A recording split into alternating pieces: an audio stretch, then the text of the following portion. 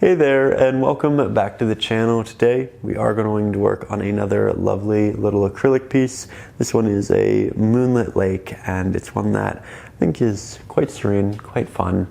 As per usual, we work with acrylics. You can find the traceable down below. You can also find the real-time drawing video where I'm sketching it out on the canvas as well. Those are both up over on Patreon, where you can also get the ad-free version of the video you're watching right here, right now. So if you're interested in any of that or just supporting the channel, check it out. There's a link in the description. With that, we are going to have a lot of fun with this. So I hope you enjoy. I hope you relax. I hope you feel like you learned something. And let's jump into it. Okay, so we'll begin here with the 1-inch flat-headed brush, and we're going to start in the background. We'll work our way forward in the painting, and we'll begin truly by adding a little bit of water to the tip of our brush. Then we'll proceed to wipe off the excess. This will just help keep our paint wet for a little bit longer and ensure that we get a really nice blend. So now, again, starting in the background, if we look at the reference photo on the horizon, it's a little bit brighter. I am interjecting a moon, which is different from the reference photo, and that'll add some additional light to the top. But for the most part, we're going to go from a light blue to a medium blue to a dark blue. The top, because of the clouds, might look a little bit streaky, and that's okay. It'll actually help the painting. But for the bottom here, we want something nice and smooth. For that, we'll grab an abundance of our titanium white, a little bit of our ultramarine blue, and a hint of our oxide black, just grabbing it with the corner of the brush there. And the oxide black will just desaturate the blue a little bit. Now, this is a pretty nice color. Let's make it slightly more blue. We often don't go with the first color we mix. We continue mixing until we get something we love. And I do really like that. So let's start by applying this to the base. I know it looks a little bit bright, but just because it's the night doesn't mean that all of our applications are actually going to be that dark. We want room for contrast and value. With that, as we move up, we're going to make it a little bit darker, a little bit more blue, so we'll interject that oxide black, that ultramarine, and we're just going to progressively add more of these other hues. I'll also try pretty hard to keep my hand out of the way so you don't just look at that as we paint. And as I blend these together, I'm using a very soft stroke. The more pressure you add with your brush, the more streaky it's going to be, and we're trying to avoid that. So we'll grab a little bit more water, wipe off the excess paint, head back over to our mix, yet again interject some of our blue, a little bit of our oxide black, work that around, just try to get it pretty consistent here on the palette. You don't want some areas of your brush to be a little bit brighter, a little bit darker. You want something like that. And we'll just apply this on top of our past application. You can see we're going over a lot of our drawings. That's okay, we can always redraw it. And the more times you draw it, the more we'll understand the subject, the better we'll get at it. Now we need to go back and do the blend before it starts drying. You can see we're leaving a little bit of that area open for where the moon is going to be, just so I know, just so we remember.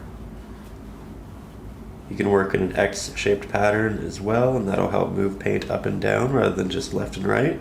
Helps you create a more staggered gradient. So far, so good. More ultramarine blue, more oxide black, and I think I actually need some titanium white. We're going to try to keep this darker, but I need that titanium white in there as well to thicken the pigment and give it more of a full body. The ultramarine blue, as much as I love it, is a very thin pigment, and it can be a little tricky to work with. We're going to work this in here, bring it back down. This is starting to dry, and it can get a little chalky. You can see the tooth of the canvas. So you know what, we'll redo that area. I'm a big believer in doing multiple applications and layers in your paintings. especially with your acrylics, because pigments are so innately thin, and the more you layer them, the better, the more professional often they'll look. So we're spending quite a bit of time on this gradient, and that's actually just really nice to get us started, get us comfortable. I always like to start with something easy just to get in the flow of painting in general. Now we go back to the darker pigment that we have. We can still see some of it on our palette. We'll use that as a reference. I want it to be mostly blue, but we do get into more of the Oxide Black at the top. There we go. That's a very pretty color. Let's put that at the very top. Create a nice vignette for the painting. The eye will innately go to the brightest point of any piece, and if you make the edges, the top corners a little bit darker, then the eye will often move towards the middle and stay there. So it's just a little subconscious hack you can use in your paintings, in your photography, really anything art related. Even cinematography. If you use something around the edges of your video, if you frame it, you can do some beautiful things. But that is a nice simple gradient similar to that. Now if we want to interject clouds in here, we can do so pretty simply by looking at this, and we can see that the clouds are a little bit darker than the actual sky. So we'll just interject some extra Oxide Black into that. We'll work this towards the top. We'll create a couple horizontal markings. Again, here we actually want streaky. And I'm going to soften the edges. We have a lot of pigment on here, so I'm having to take pigment off my brush. Do this properly.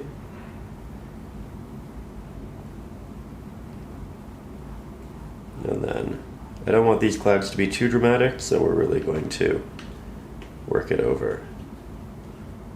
You don't need these, but again, it adds a little bit more darkness to the top, a little bit more complexity. I think it's nice and interesting, so not a bad call.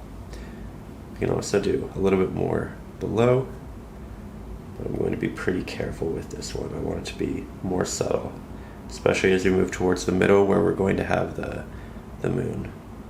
And we will interject that shortly.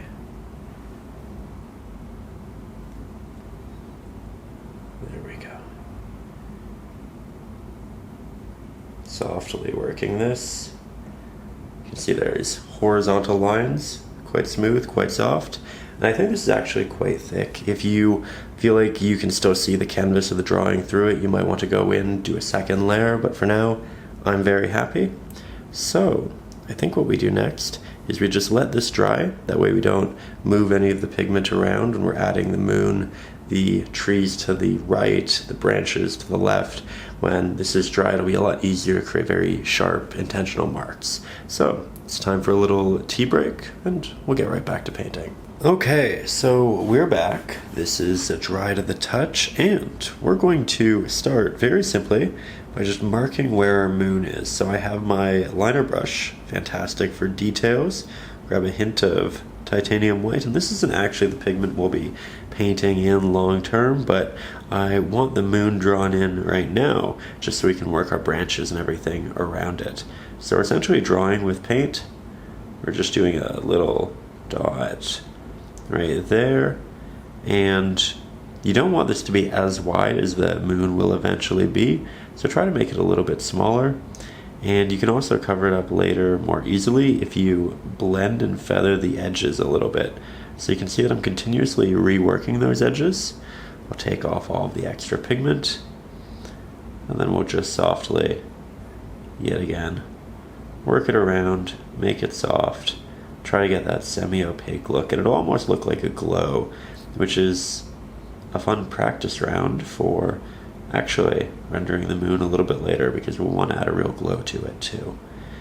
Now, again, the real moon, the real detail, the real glow, that'll happen once we have some other pieces of the painting in place. So, good little start, nice and easy. From there, we will start working on the branches, which you can see yet again in my traceable. You can download that over on Patreon if you are up there. You can also watch this ad-free up there. Bunch of great perks over on Patreon. We're also working on a big painting series, but for now, we're focusing on this little guy.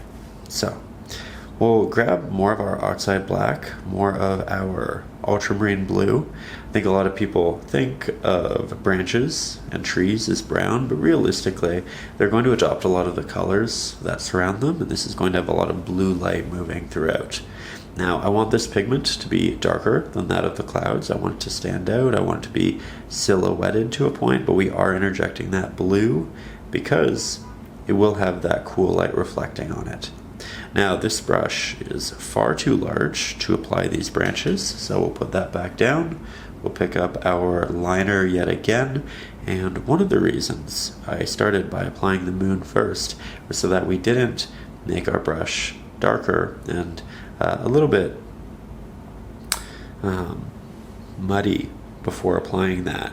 So we start with that, then we go to the branches. I'm going to work from the top branches down, and I can see that one enters right here, and then it kind of moves upwards, continues moving up, and I have a little bit too much water on my brush. You can see by the size of the marking, and the way we deal with that is we just take that extra water and pigment off, and then we go back in with pure paint.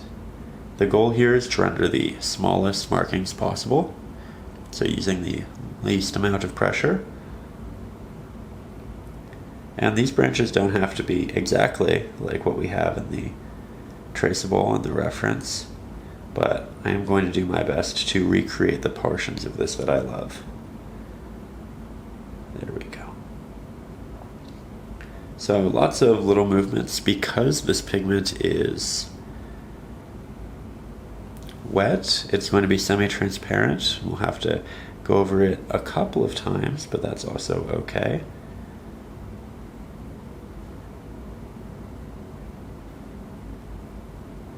There we go.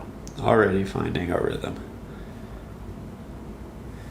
Now, let's start moving down, and I think I'll get you a little bit closer so you can really see the detail work. Jumping back into this, we have our pigment, we have our brush. We're working on this middle branch, which extends out farther than this one. And as I create these, I'm trying to make lots of little markings rather than a singular elongated marking, because the little ones make it look more natural. If you have a lot of smooth movements, your branches will probably look a little bit synthetic, where if they have that natural jitter to them, it'll look like they've grown in spurts in different ways, and it'll just be much more interesting. Here you can see the little movement up and down. We're really aiming for a lot of that. Again, we move back up. Beautiful. I feel like now that it's a bit warmer here in Toronto and Ontario, going for more walks at night and appreciating scenes like this. And summer just offers so many beautiful views. I think that we often think of summer paintings as very bright, blue-skied pieces, but the fact of the matter is you're out at night more. You're camping, you're seeing scenes like this that you just won't really in the winter for the most part, so something not to neglect in the portfolio of summer paintings. Hope your summer is off to a nice start, by the way. I think it's one of those things where some years we do a great job of getting out and making plans and taking advantage of the season, and other years we kind of say, oh, I'll do it next week and all of that, and I'm definitely guilty. But I think last year was a pretty wonderful one in that I was proactive with the plans, and I actually got out, went to the beach quite a few times, did some road trips, and just felt very fulfilled by the end of it. Making an active effort this year to do the same, and I encourage you to as well. We only have the summer for so long, and I think for a lot of us, that's where we build some of the best memories. There we go. Especially as landscape artists, you know? Great time to get out. I'm doing this one, but then there's this lower branch which kind of comes down here. And I really like how it frames the moon. So I'm actually going to not follow from there. I'm going to frame the moon the way I want to. And then I'll connect this and this. You don't always have to work linearly.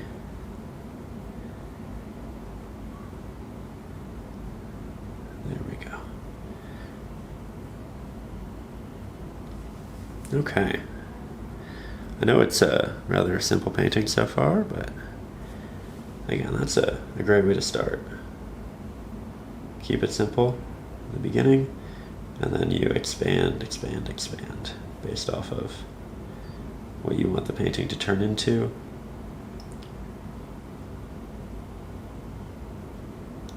Just trying to make these as tiny as I can, applying as little pressure as I can, going over the markings we've already made. I think once we add some foliage to this, it will look really, really beautiful. Thought about making the foliage pink, which is something you could do. You could make them into more cherry blossom trees. For me, I feel like that's more of a spring painting, so I'm going to stick with the green, but I think this is a composition which would work well for a fall painting as well. You could add some oranges and some yellows. No, probably some reds. Probably some deep reds for leaves. I think that would go well with the blue. But as you can see, we're doing well. These are wrapping around the moon. Just creating a nice framing device. We'll have lots of little leaves coming off the smaller branches.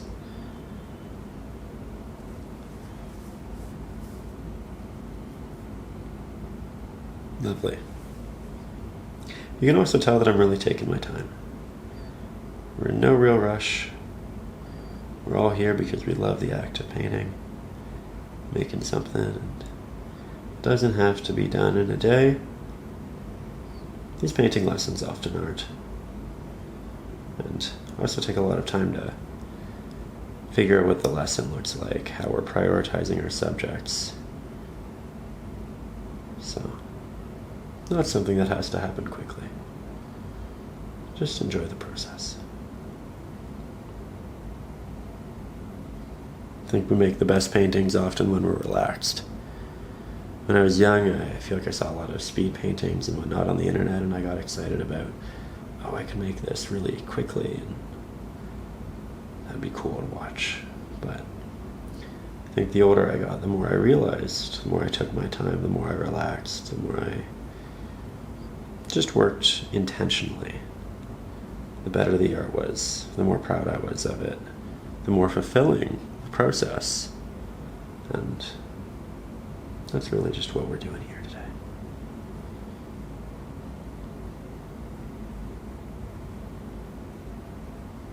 Lovely.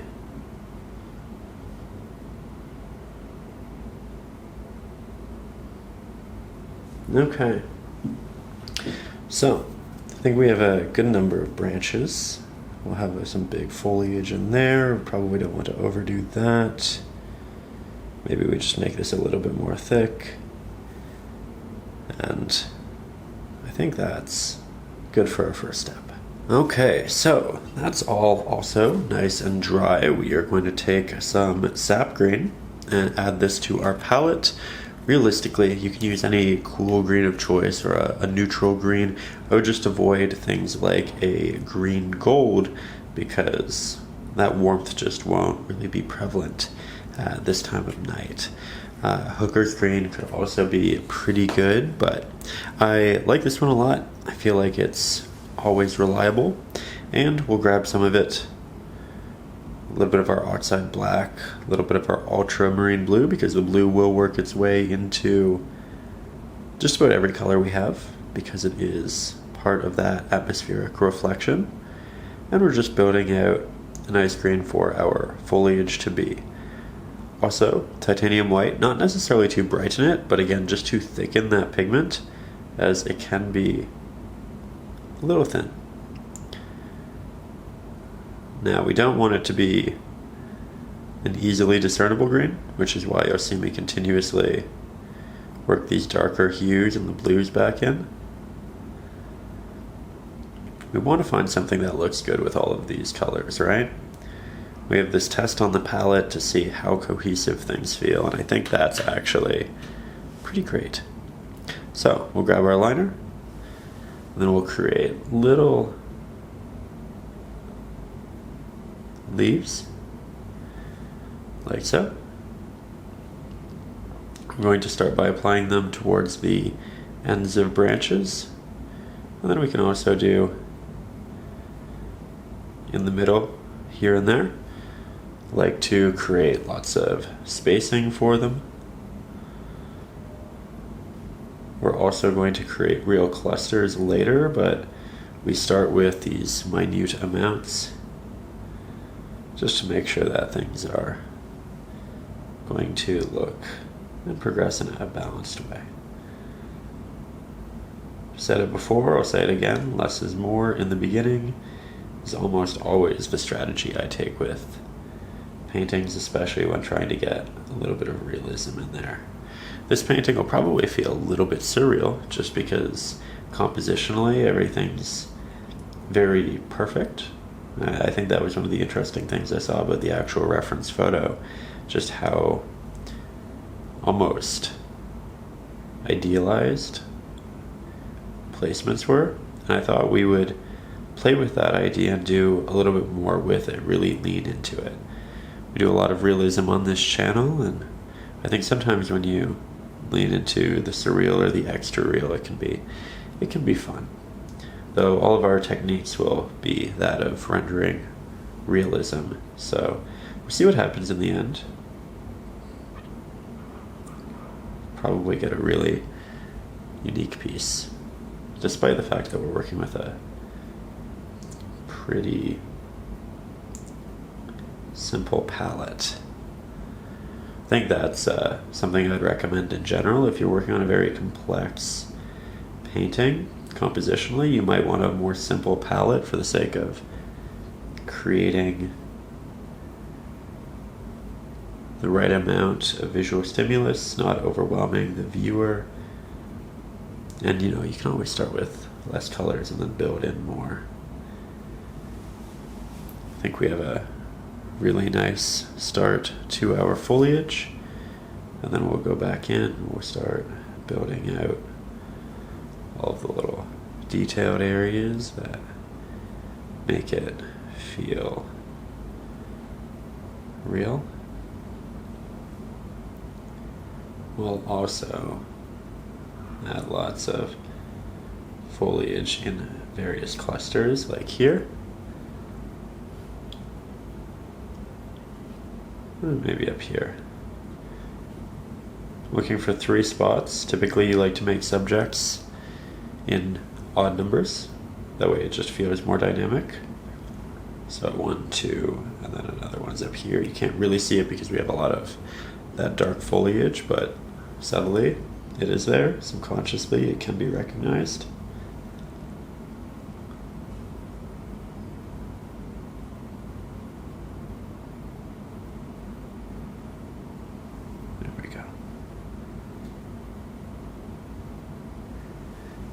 On lots of the joints, I like to add leaves. There's one. We can also add in more branches should we want to, but I think this is actually pretty great. So at this point, we have our first subject, kind of, sort of. We're going to make a slightly brighter variant of our green. Just interject some titanium white, maybe a hint of our blue as well, just to keep it on the cooler end. Brighter and cooler, good. We'll make sure our brush is nice and clean. We have a little bit of water, but not too much. And then we can add highlights to some of these on the sides that are facing the moon. And you can barely see it, especially down here, but a lot of acrylic painting is about these subtleties. And you'll be able to see it much better as we get towards the top. This is just building a little bit of dimension, making it feel more three-dimensional. Let me get you a bit closer. So because the moon's over here, I'm applying it on the right-hand side of a lot of these leaves, and then on the undersides of the tops. We don't want too much highlight on the edge though, because we don't want to bring the eye there and keep it there. We want to bring the eye more so towards the center of the painting and keep it closer.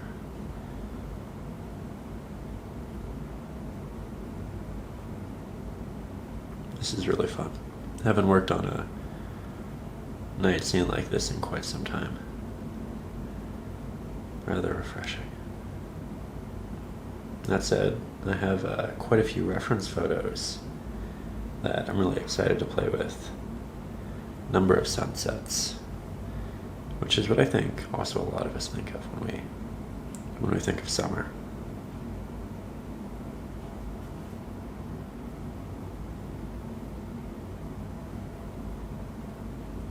I'm going to do some of this greenery over top of our branches as well, because the leaves won't just grow on the sides, they'll also grow in front and behind.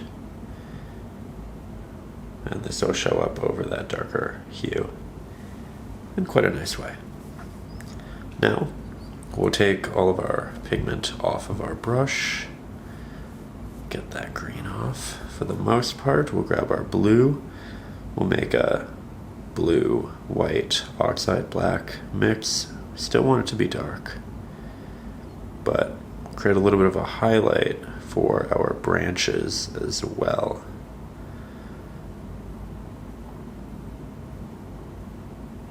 Don't want it to be too bright. Let's try that.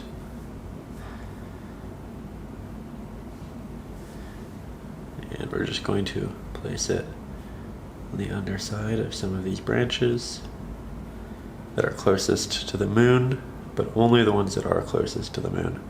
We don't want this on all of them over there. We're just being intentional and mindful. We can create smaller branches that come out too that are a little bit brighter. It just looks like it's getting more light. You want to keep your markings quite small though. I think that's the tricky part with this.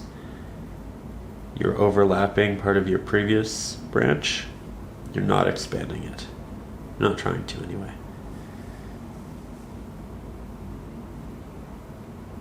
There we go. Subtle, but nice. Now we'll work on this stretch of land right here in the back. You can see subtle hints of trees, but when we zoom out, it's very subtle. It's very small, and we'll approach it with some good care.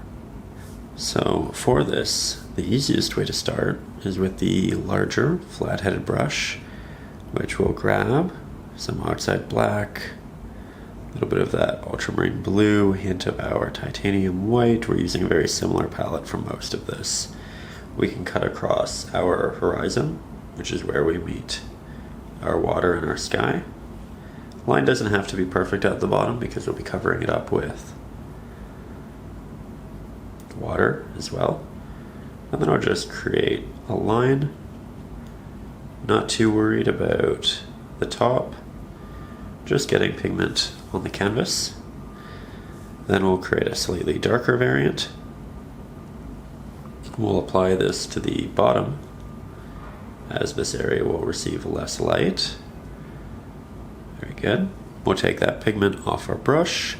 Now we'll make a brighter version of our mix, more titanium white, and we'll apply this to the top.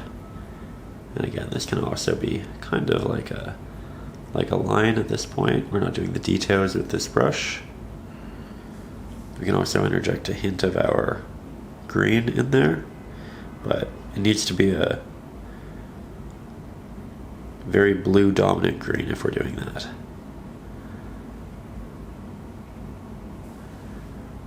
Again, it's going to look messy in the beginning, and that's okay. There we go. Now let's just do a good blend. We'll put that brush down. We'll pick up our liner. We'll grab more of that top mix with the green in there, and we'll do lots of little protrusions to signify trees in the background. We want these to be ever evolving. We want them to be nice and unique. We want to eliminate any hard line or edge we have there.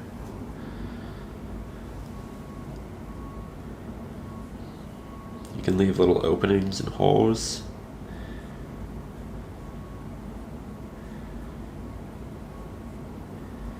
And I'm just doing a little tapping motion. As you can see, very simple. We can make it get a little bit higher on the right hand side. And I think I'll even change the type of tree we're doing with this. It's just a lot of little taps over through, I'd say, 2/3 of it, and then this last third, I'm going to move to more of a horizontal tap for a different type of tree, just to diversify our scene a little bit more. Something we're always trying to do. Find ways of making similar subjects feel more unique. Again, very minimal pressure to render very small markings.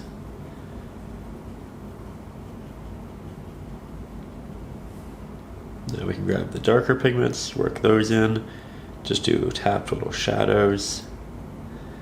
It can be horizontal in this space, but then over here it's more tapped.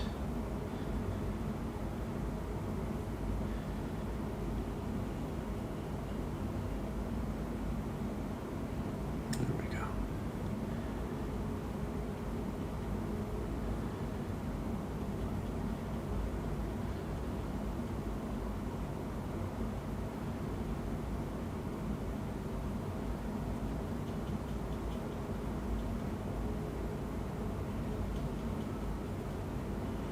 This area doesn't matter so much as we're going to have trees interjecting and coming in through there, but we are giving it our best go. Now we'll make the mix a little bit brighter, more green, more titanium white. Still want it to be dark as a whole, still want it to be blue as a whole, but more of these, and then we can just add a little bit of light towards the top and work it down. You can really just see how subtle all of this is. Nothing is dramatic.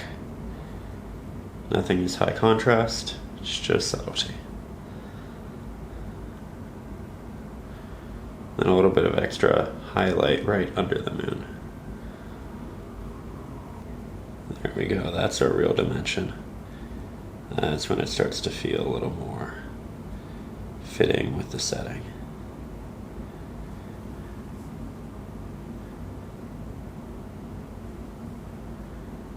Do those little taps underneath as well.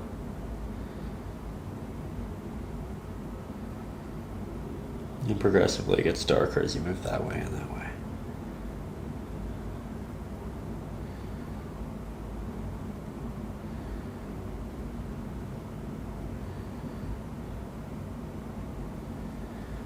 You can also do one maybe highlighted elongated tree along the side, just to show that there's a variance between these and these. And then slight highlights towards the top.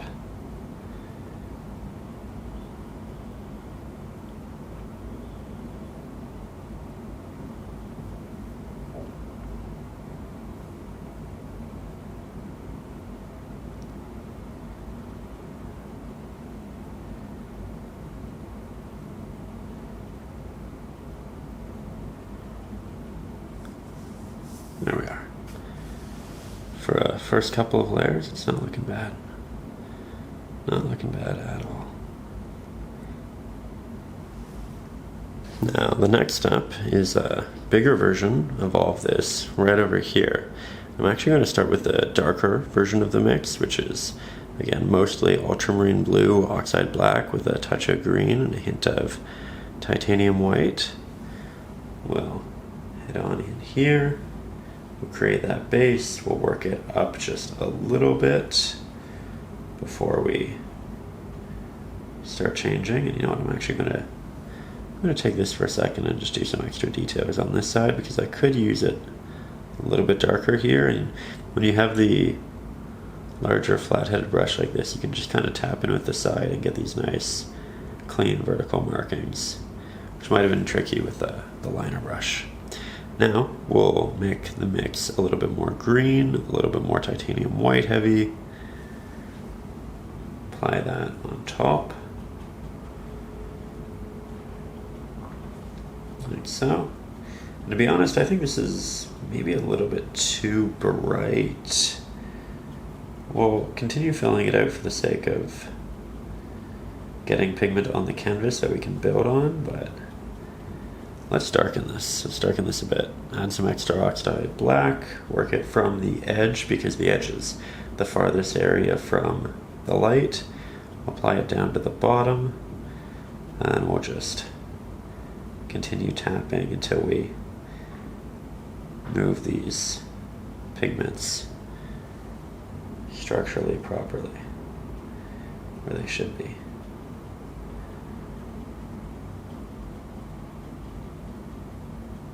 Okay.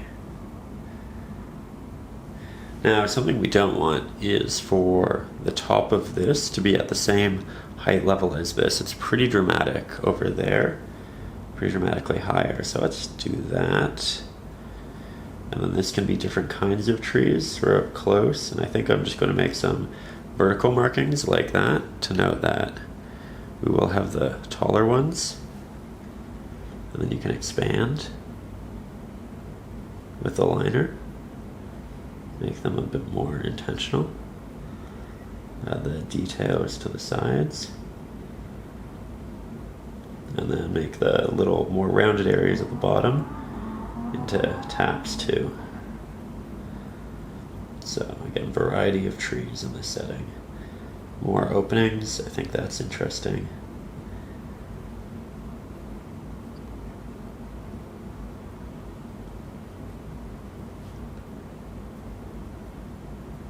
These are closer to us, so they'll be more distinct in detail from what we have over there. And that's a big part of painting scenes like this, because you don't have a lot of color. You're relying on your scale to show a lot of depth. And by having trees that are this far away, this far away, this far away, you're changing how you paint your trees every time. You're creating various levels of depth. And therefore, despite the fact that the values and the colors don't change a lot, you can tell that the setting is. We're establishing scale, making the painting look nice and vast. And it's a good start. Now I think we need some highlights in it. So again, Sap Green, titanium white, and I think I'm going to use more blue this time than I did last, because I felt like it got a little too green. I want it to be blue with a hint of green, not green with a hint of blue.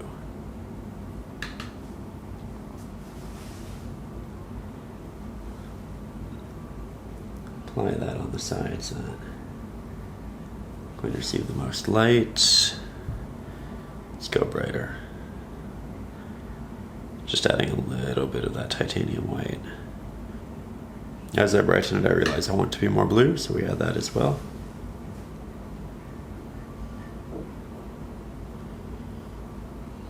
Work some of these highlights on the right hand side, as that's the side that's closest to the moon.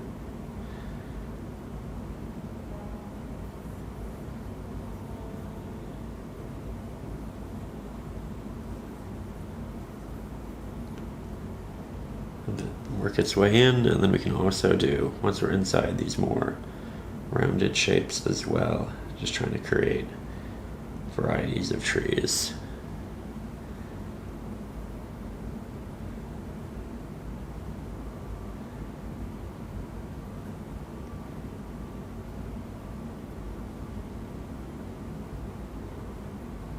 This would go on a lot sharper and a lot more distinct if we let it dry fully, but I'm working wet into wet just so I get a more soft, playful look. And then when it dries, we can go back in and solidify things should we want to.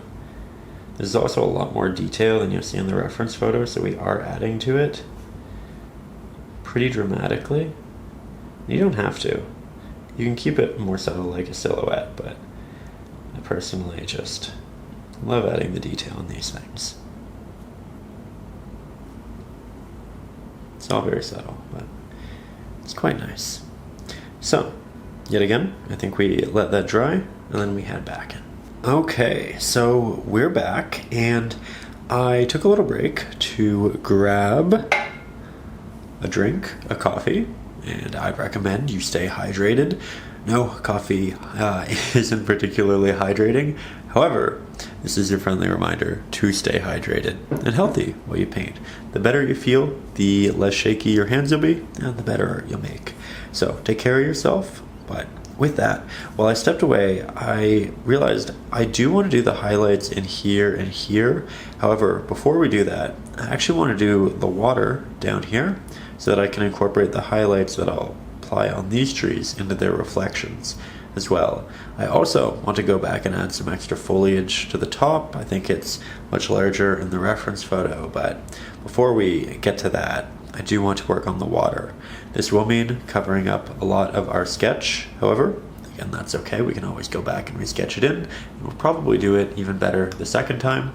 Also, if you're up over on Patreon, then you can just download the traceable and either use a projector or tracing paper or however you like. You can also watch the 20-minute drawing video where I sketched this onto the canvas. So, plenty of option. That said, I am going to apply pigment on essentially the entirety of the canvas. We're going to begin by taking our titanium white, and I believe this is all fully dry. It is. We'll grab some of our ultramarine blue, a little bit of our oxide black. You'll notice that the water dish is now clear and clean. It's intentional. I didn't want to get the greens in our blues. It's also worth noting as we jump in here that reflections, and therefore the water as a whole, will be a little bit darker than that which it's reflecting. It's a good general rule.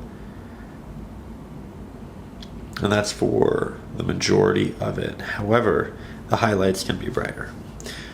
With that, we have, I think, a pretty similar color. We can apply that onto the side, just make sure that it is, and it is. So, we'll start working our water in, and this will all be reflection, so I don't have to worry about that. We'll start working horizontally. The water is going to have next to no movement, so that we can get some really nice clean reflections. So we don't have to worry about real detail in this application. That'll happen with the reflections. And then as we start to move downwards, we need to match this darker color. So we'll add more ultramarine, one more oxide black. I think ultramarine needs to stay at the forefront though. I want this to be nice and blue. There we go. Let's add this a little bit farther down before we blend these, because once we start blending those, we'll dilute the darker pigment. We don't want to do that just yet. We want to make sure that we have a good application first. Now we'll start blending one into the other, doing that with a slight X-shaped application. That way we move the brighter pigments farther down and the darker pigments farther up. Beautiful start, nice and easy. If you have streaks, it's okay. You can kind of see little streaks in the reference photo. Grab significantly more of our blue, more of our oxide black. Work that towards the bottom. You want this to be dark, but not too dark, because you want your trees to still show up, and because of that, I need more blue in the mix. We are working with the Amsterdam acrylic. Used to work with Winsor & Newton, but I've really struggled to find those acrylics as of late, both online and at my local shops. So I tried Amsterdam, and I am a fan of it. My only, I guess, concession with this pigment over the other is that the pigment, the ultramarine, is a little bit more thin out of the tube. So you have to do a little bit more layering, or you have to thicken the pigment with other colors, like we're doing with the titanium white often, which takes out the vibrancy, but it is a naturally very vibrant pigment, so I'm not bothered by it. Here we're just making sure this is nice and thick. Again, we lost our drawing, but that's no worry. If we have strokes and streaks, I want them to be horizontal. And I think this is actually a really nice start right there. We don't really need to do much else. Okay, so now what we're going to do is we are going to work on the reflections right down here. Now we definitely start with more of a darker and blue mix. So similar to this, but a little bit more Oxide Black, a little bit more of our Ultramarine Blue. And you can see that this is in fact darker than what we have right there. It's not dramatically so, and let me brighten the camera for you just so you can really see. But we'll apply this. This will also get a little bit brighter as we add the brighter mixes and we blend up into it. Now we will add some Sap Green in with the Ultramarine Blue, some titanium white, because the reflection is working in the opposite direction. So while this got lighter as we moved up, this will get lighter as we move down.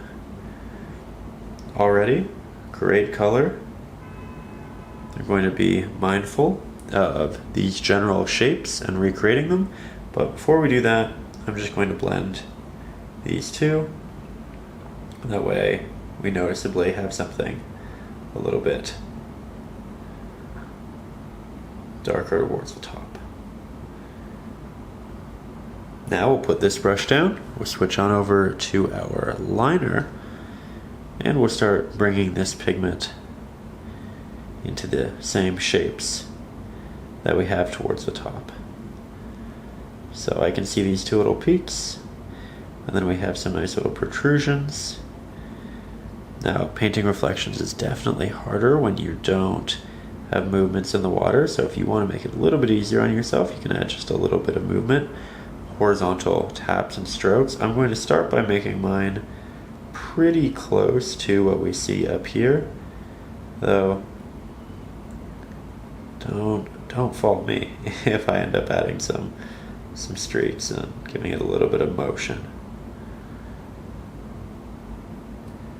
I'm just copying that which we've done. I'll go in with some little taps as well to mirror the textures in the trees. Now here we have a pretty dramatic one, and I think I'll work on that before I work on the bridging area.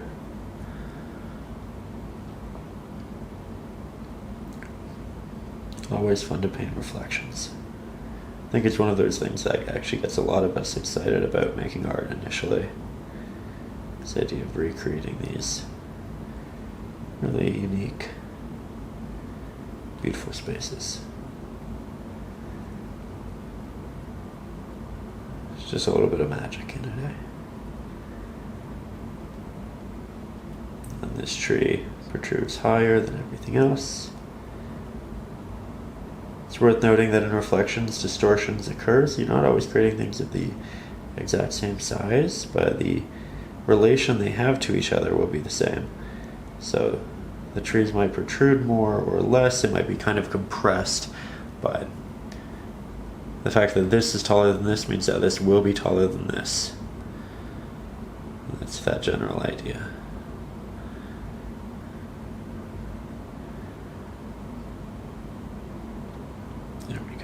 Okay, so we had to swap the camera battery there, but I think all is well.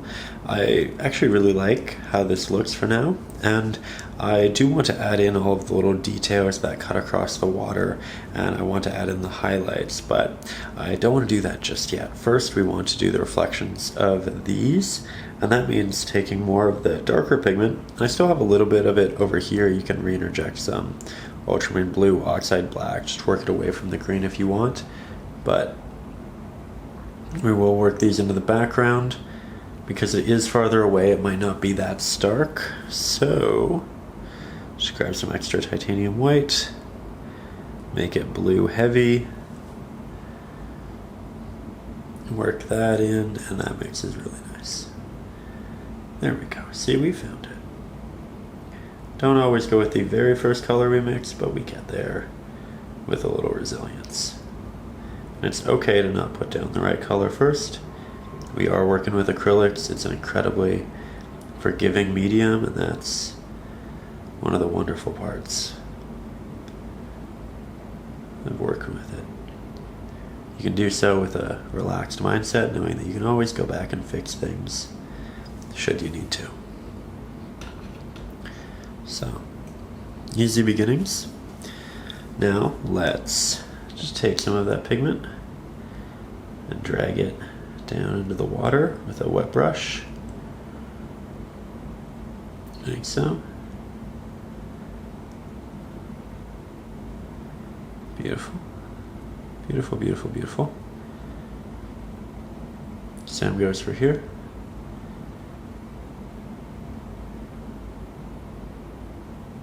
Bring these high. Lovely. Keep them nice and dense.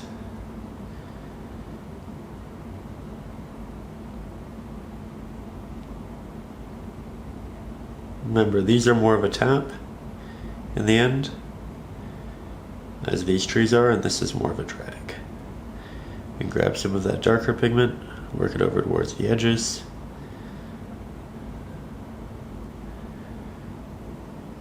Make it even darker.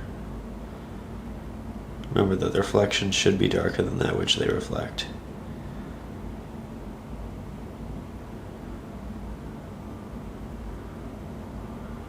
There we go.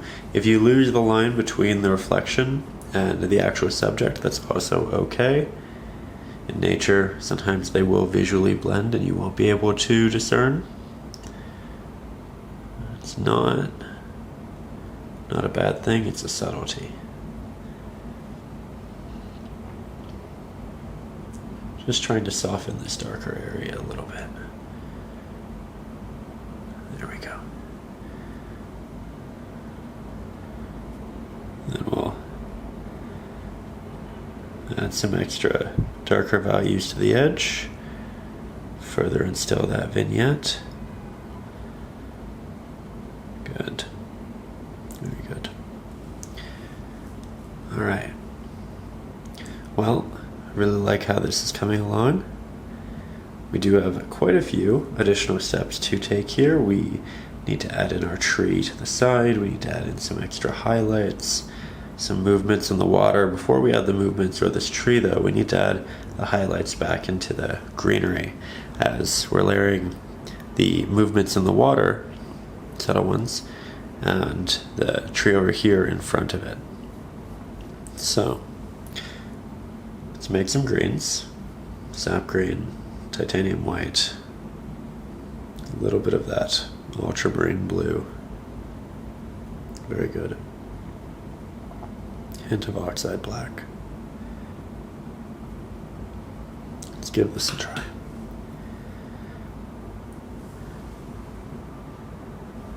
We'll go into this tree, start tapping on some highlights as we move inwards, following the general protrusions we've already had. Yeah, I like that. We're just adding light to these trees. So there's a tree down here, maybe there's a tree right here. The right-hand side of the protruding trees will also adopt light. Remember though, when you do this, you want to really try to not expand your tree's size, but just work over the areas that have pre-existing highlights. So far so good. Have some little bushes towards the bottom. Beautiful. Now we'll take this and we'll interject it down here. So we have these reflections of that. We have the little bushes. Really just working from the areas I feel are most distinct and expanding. Because this is also darker, you don't have to apply all of the highlights. You can let it be a bit more ambiguous if you want, but I feel like I really like what these add. So we're going to mirror quite a few of them. Mirroring this area right here. A little bit more greenery through there. Have it dissipate as it moves that way, as that dissipates as it moves that way. We have this really nice little spot right in here. There we go. So, beautiful, beautiful reflections. Now we'll have some highlights on this side as it's closer to the light. And then towards the bottom of the tips, because it's towards the top of the tips on the other side. You can go back and reinterject those more prominent ones too if you want to really accentuate the reflection, like so. Then, of course, we have the highlight predominantly under the moon for these. Now let's make it brighter as a whole. More titanium white, hint more blue, hint more green. Wonderful.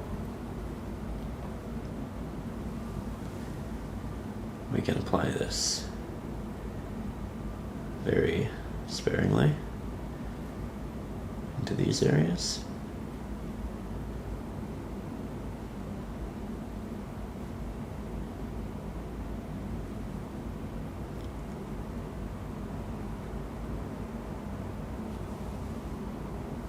Make sure that we have it towards the tops, the areas that definitely receive the most amount of light.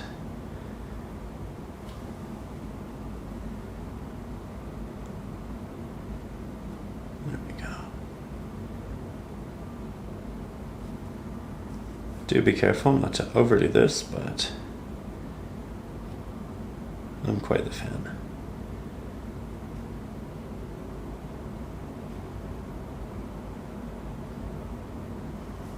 Beautiful. Okay, now we'll do a little bit more over here.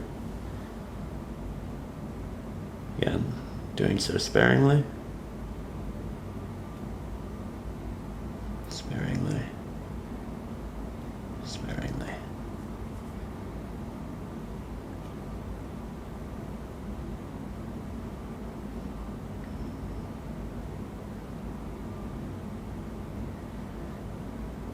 So far, so good.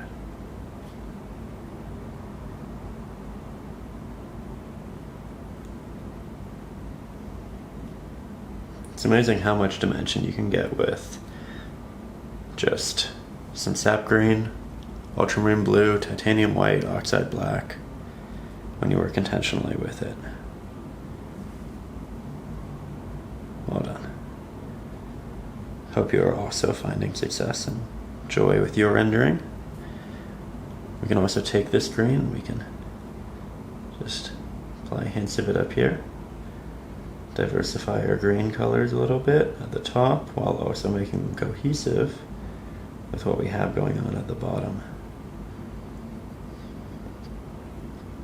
I did mention I wanted to do more foliage, so this is a good excuse to do it anyway.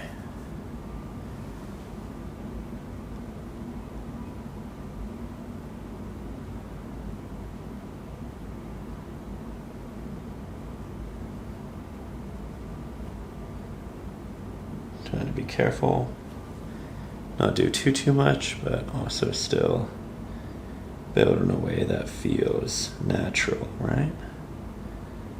There's a subtle balance to be had. There we go.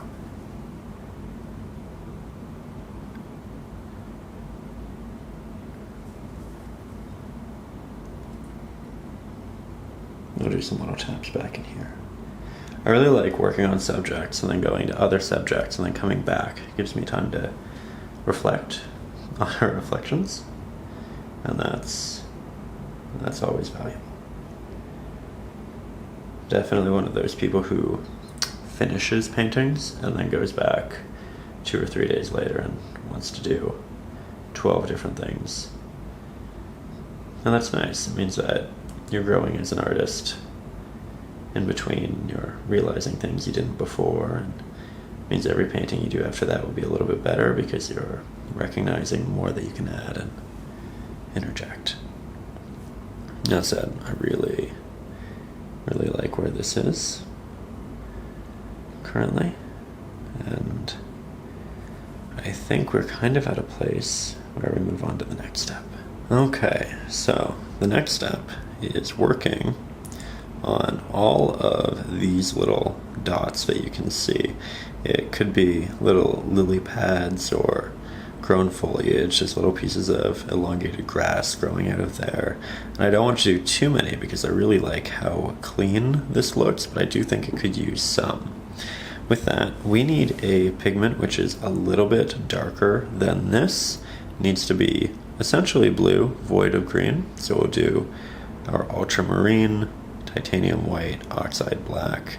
It's okay if this one's a bit more gray, but what we really want to ensure is that it's the color of the water, which is a blue.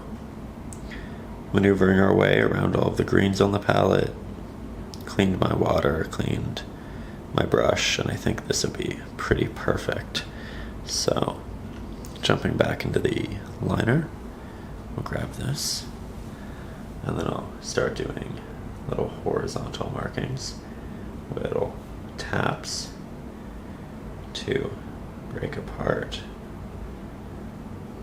our water in such ways. So subtle initially, as it should be, but then as you create more, it gets significantly more distinct. In the distance, it'll just be horizontal lines, but the closer you get, the more actual taps you see. And you can see we're creating lots of staggered lines. They have different break points from each other.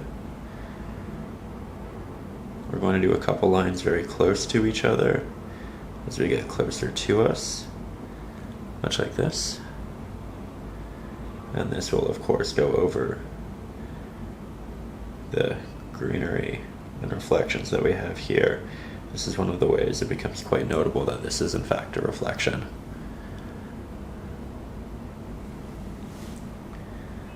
I'll do less than we have in the reference photo, for sure, but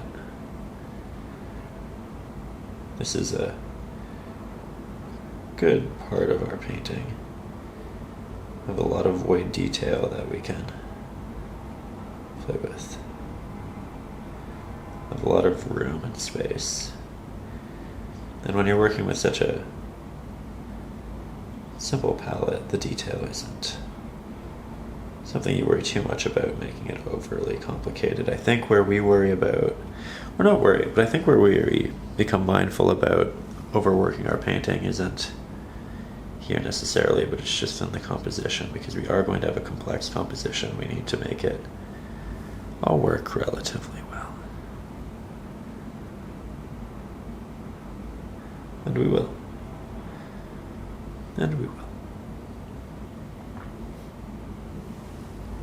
So far, so good.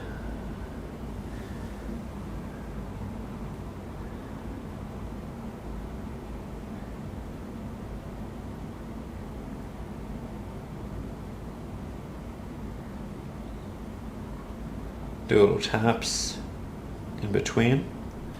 So that's just little dots. It's nothing dramatic, nothing too sizable.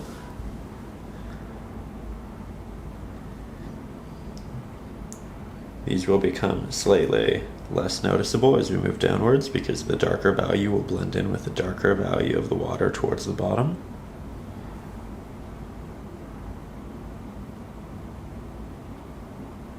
And that's okay. It's kind of nice how it fades off.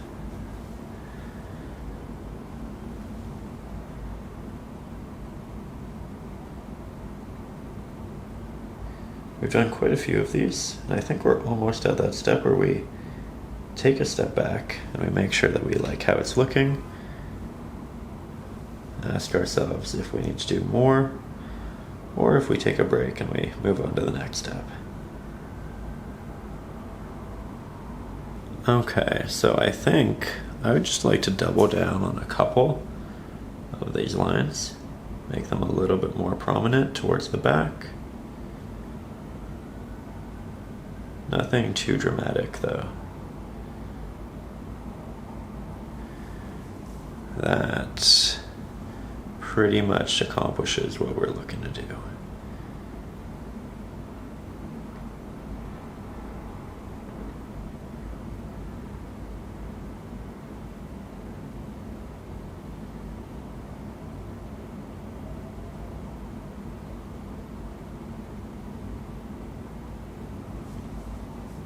There we are. That looks good. Looks realistic. And then down here, as you can see, you can't really see it for the most part because the values are so similar.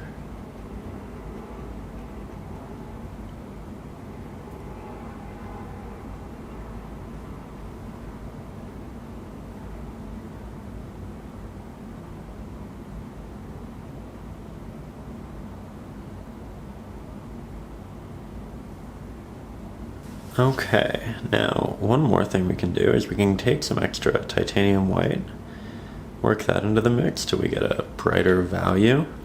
Take our liner, grab that brighter value, just like so, just a little bit, and then we can work some of these dots into the middle, which will probably look like nothing because it's essentially the same color. Give you a chance to make some darker areas brighter should you choose to. However, the real value here is being able to apply it a little bit closer to us. Continue that same idea, that same pattern. It can also be nice when you cut it into the reflections. Like so. And then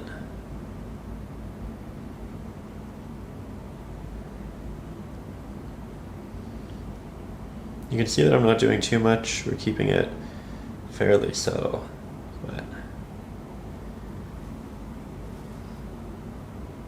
the multiple values will help really bring this to life.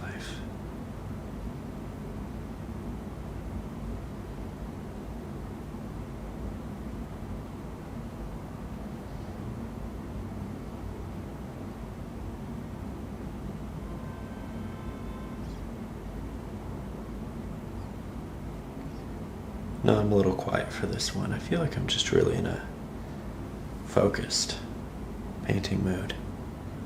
Very happily so. Hope you're really relaxing and just enjoying the creative process with me. If you're painting along, I hope it's going beautifully.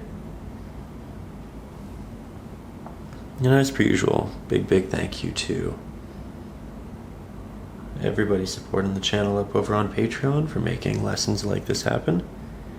If it wasn't for incredibly generous supporters like yourself, I wouldn't be able to take the time to plan these lessons or make the videos. So thank you for making the channel what it is. Thank you for keeping these tutorials happening. Real pleasure painting scenes like these. And I'm just very grateful that I have the opportunity to do so. So thank you.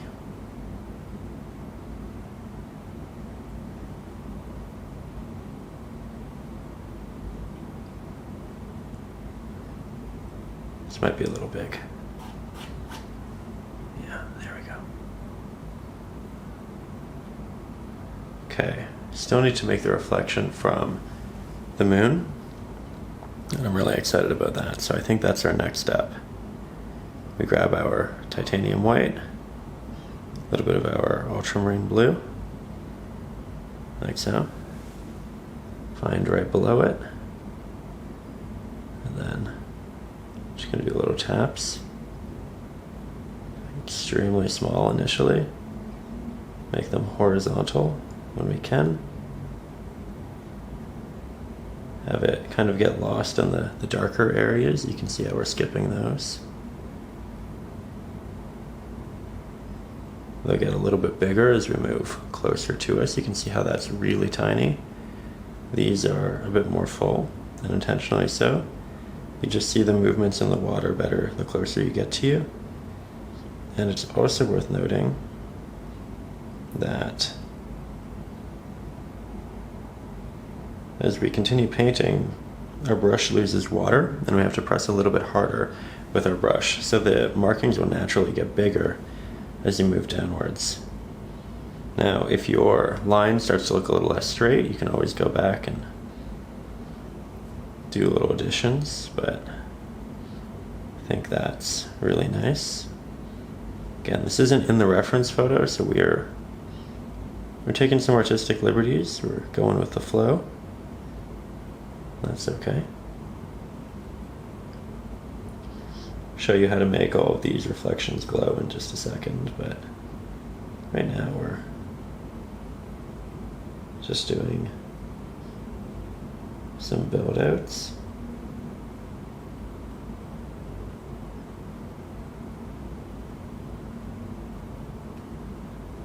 There we are. Little highlights here and there.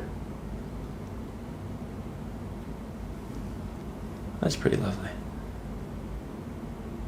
think we start combining little pieces. The closer you are to it, the more detail you'll see. So you'll get more of these markings, they'll get bigger.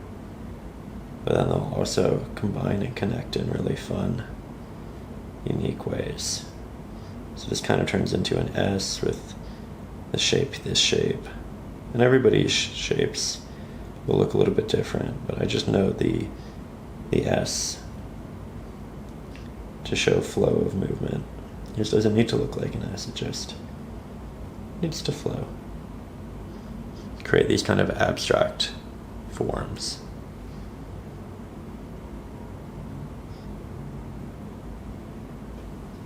Okay, now while we wait for all of that to dry, because we need it to dry before we add in the glow, we're going to take our large flat-headed brush, Oxide Black, good amount of our Ultramarine, our Sap Green, makes this good dark base, and we'll start applying the trees, which you can see on the side there. Now, you can start quite simply by using this brush and doing these taps inwards.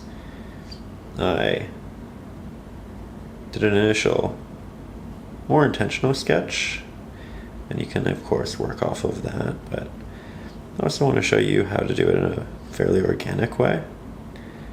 Neither of them is right or wrong, and I think the best way is probably a little bit in the middle, working intentionally but with the organic nature of the taps. So you can see we've begun. We have a nice framing device occurring slowly but surely.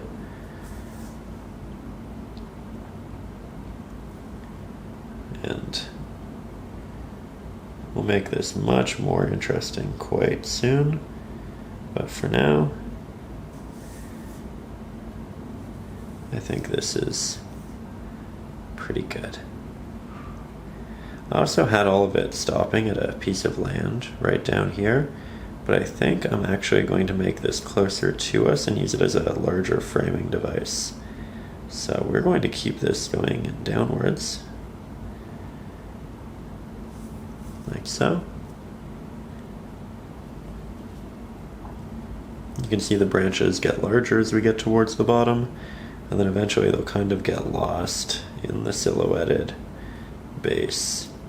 But good, easy start. Now we switch on over to the liner where the actual details happen. And from here we build out the individual branches, the little protrusions which happen, the bonus branches in between, the areas that stick out from the areas that stick out. Lots of little bell shapes towards the end because the branches will be not too heavy and they'll end up sticking up. That's typically what happens. The heavier part of the branch with a lot of the foliage, the more aged part, kind of has a fall to it, but then the tops find their way back up. And we're just incorporating lots of little movements. But let me get you a bit closer. Okay, so again, grabbing more of that pigment, we find little protrusions, we continue making them smaller while extending them, and these can even be a very similar size to those, but the more we work with this brush, the more we expand and we learn where we want those bigger areas. It'll look a little rough at first if you use the larger flathead, but that's okay, because it's all about the long game here, right? It's all about building something over time that we love, and we can put that time in. We can make it all look special. Just need a little bit of patience and time to enjoy the process. I think I'm really moving to change the reference photo as I paint this one too, and I think that's a fun lesson in itself, that we start with reference photos, we start with sketches, and they're to help us build and get those initial foundations in, but if we find ways of maybe making it better or a little bit more interesting, we should feel welcome to be exploratory and creative in those directions and make it how we feel it will best be rendered. So that's what we're doing. Taking our time, making it our own, having fun with it. It's also worth noting that just because I'm teaching you this lesson, it doesn't mean that you have to do exactly what I'm doing. It's art, it's subjective, you'll have your favorite ways of going about things and expanding on subjects, and that's a-okay. Don't feel like you have to do exactly what I'm doing at every step. I'm here to help. I'm not here to handcuff you to one idea or style. I just want to motivate you to paint, pick up the brush, enjoy the creative process, and that's hopefully what we're doing here. Hopefully also teaching you a couple new techniques in the process that you can use, but you don't have to. Yeah, I like this a lot. Let's take a step back though, yet again. Okay, I think it's safe to say that this is in fact working. We have some really nice shapes. Getting a little bit hungry. My hand's getting a little bit shaky. So this is again a friendly reminder to make sure that you are taking care of yourself, you're staying healthy through the creative process. I think we've all been there when we started a painting, say it's 2 p.m, and then we look up at the clock and it's 8 o'clock at night and we haven't done anything but put paint to the canvas because we just kind of fall in love with the process. And that's wonderful when the motivation and the creativity can guide you in such a way. But just make sure that you are again, staying healthy as a whole. Lots of little crisscrossing branches through here.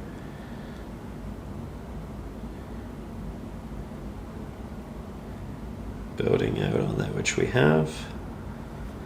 And once we add highlights and shadows to this, I think it'll be pretty special. Okay, so yet again, we're a little bit closer. I'm trying to go back and forth between the close shots and the far shots just so you have a good amount of option. You get to see what the details look like, but I think it's also really important that we do the wide shots so that you have more context as to what it looks like as a whole. Because great paintings are really about balancing, and your details might look fantastic, but if it doesn't look fantastic next to the other details and it doesn't look like it has a flow, then it might not be as strong as you want it to be. So that's why we keep going back and forth between the close and the wide. And I think that it all ends up paying off.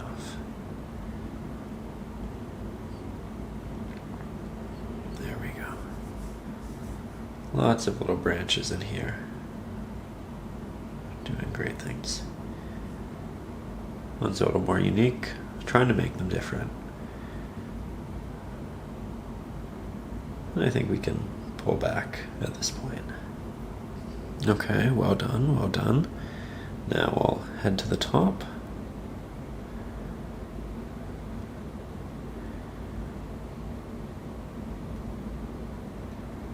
And craft more.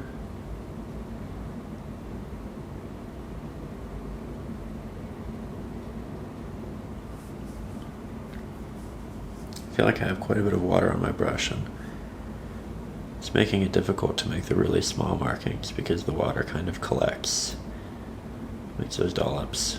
So here we're going in with more paint, less water. It's all about finding that middle ground.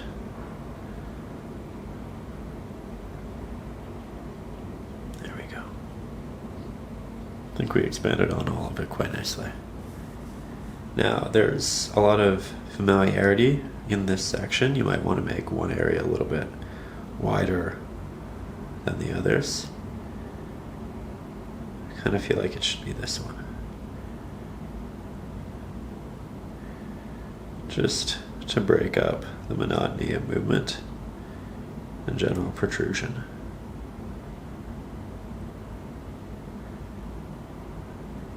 Wonderful.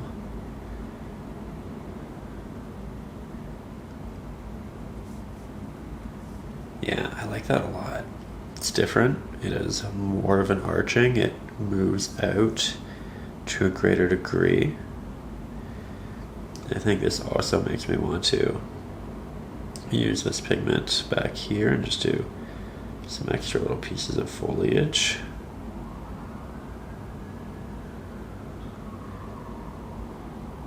Again, we're now changing our reference photo here and there, so I'm not afraid to stray and just make this the best composition it can.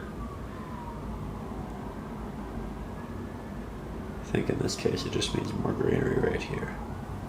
Now I think we'll go up to the top left corner.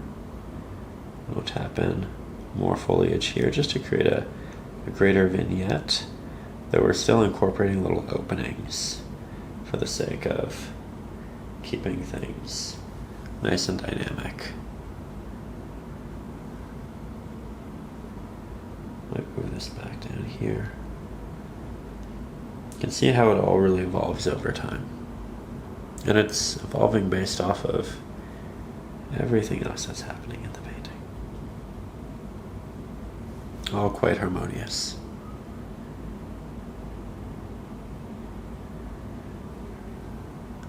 Lovely. Oh, very lovely.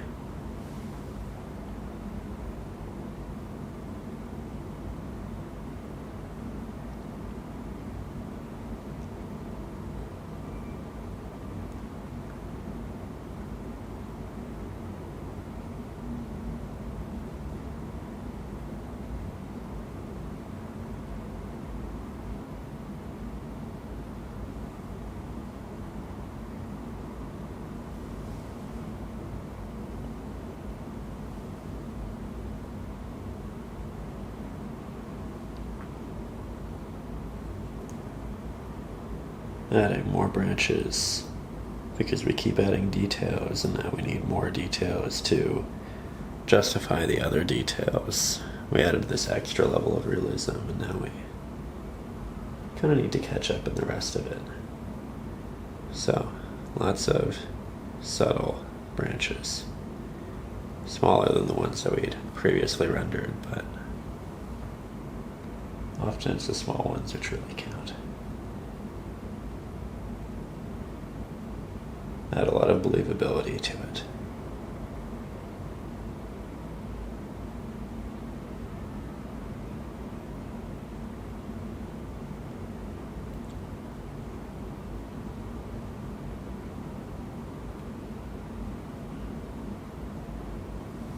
Now, initially, I was going to add this larger branch right here, but I think I actually really want to focus on the reflection and make this the highlight, not overcomplicate the bottom. It means that we can add additional details of a different kind, but I think we're going to avoid that. So if you sketched it in, maybe you save that idea for a future painting. I often do that. I have these ideas to work into painting A, and then I develop it in a different way, and then I take that idea and I incorporate it in painting C or D later down the road. But maybe we actually do that part in maybe a fall version of this a little bit later in the year. I think that could be fun. But because I think I'm going in this direction, I'm going to take our same darker green, and we'll incorporate some little grasses sticking out of the water here and there. Very, very tiny.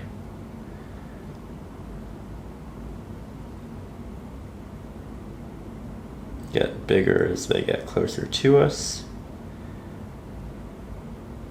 Have them overlap to a point.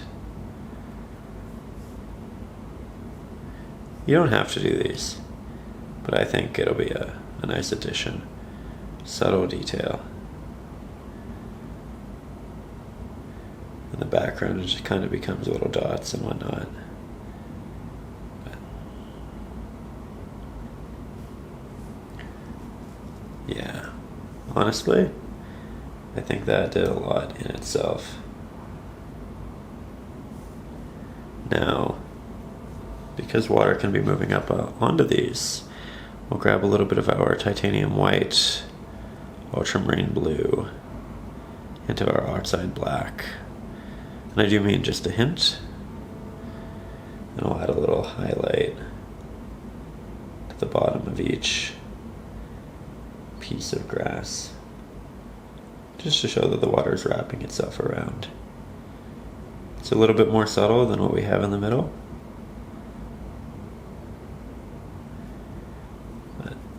I like that. I like that a lot.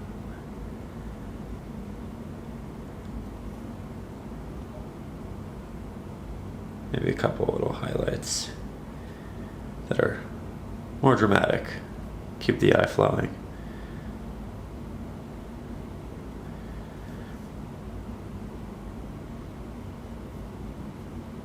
Oh, so now that we're not doing the larger branch here, I think we have opportunity or room to add stars in the sky if you want to. You don't have to, but it's certainly an option. Also, now that this is dry, go in with a second layer over the middle portions. I think I'll expand a little bit now that I've had time to live with it, and realize I do want this parrot to be a little bit more dramatic. It's also worth noting that if you make it too big, it's okay. You just remix the blue on the sides and you reincorporate that there as well.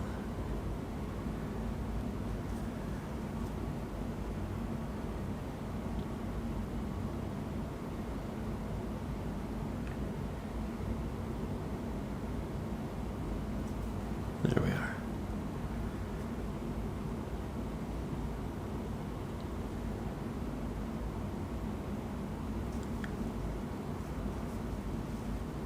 You know what?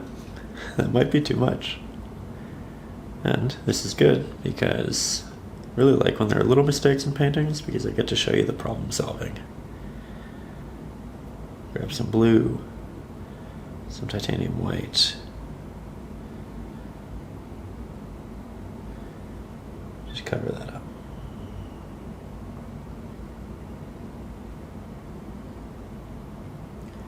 And we're just going back and forth until we remix the right pigment.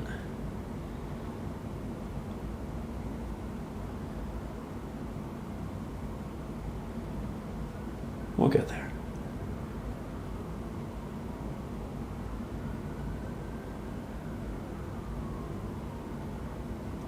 Okay, so I'm actually going to take a break from the highlights there and let all of that dry. We're going to move back into our greenery on the side. Now that it too is dry, we can grab some of our Sap Green, titanium white, a little bit of our blue, a little bit of our Oxide Black, mix up this really nice desaturated, somewhat darker green. We'll grab our liner brush and we'll start applying this on the tops of our branches, which are receiving the most light. Now a lot of these applications, you're going to feel inclined to go in and just do lots of drags. I'd recommend doing more taps than drags, just so it gets more of that textural look. And again, we're essentially just adding light from the moon down onto our subject. We're creating more depth. It's no longer just a silhouette, it's now a three-dimensional object. And the variance between our initial color and this don't have to be dramatic, and mine certainly isn't. I think subtlety here is really the key, and I'm already very happy with our results. You might do a little bit less towards the bottom because you just don't want to draw the eye down here too much. So I think I'll come back when I have less pigment on my brush. And for now, we'll find our way up into this middle section, which is quite important. One of the more visibly notable areas. We'll spend more time here.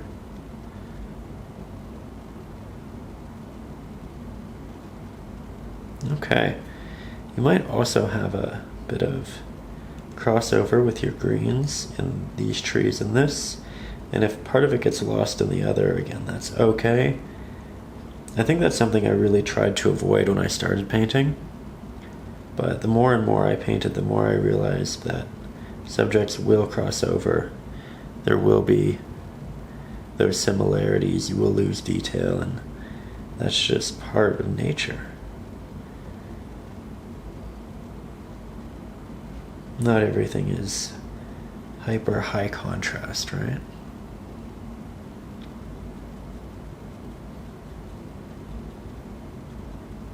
Good. Very, very good. Okay, next we move on up here and it starts to get dark again, so you start to notice the greens more. Because it's high, it's not really going to have a lot of shadows cast from itself, so in theory it should get a lot brighter, but I might take some artistic liberties here and actually not add that many highlights, just because I don't want to draw the eye too high in the painting. I want to keep it more towards the center middle area, so I might use a slightly more wet application. That way our pigments are less opaque. We have less of an opaque green, you have more of the dark showing through. And this area is more where you see the greater variance.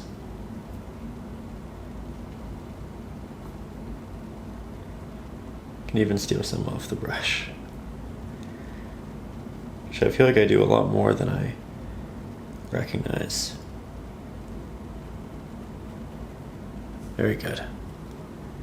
Let's go a hint brighter. Maybe slightly more sap green in the mix. We're just moving farther away from the ultramarine blue.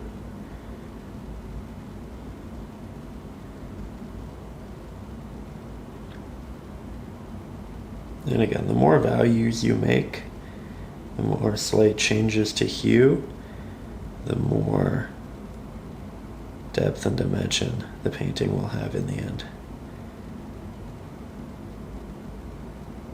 It's all quite subtle, the changes, but now we have a couple different values and layers that are accumulating.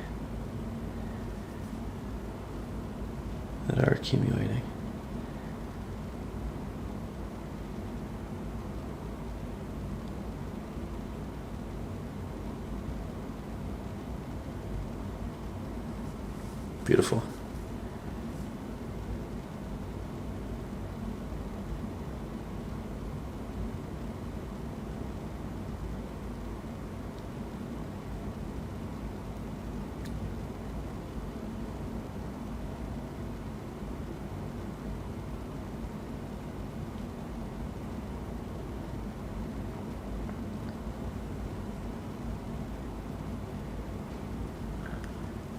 Okay, I don't want to do too much more because I don't want it to get overly complicated, and if it does get a little too bright, we can always work that back, but I think we're at a pretty good place.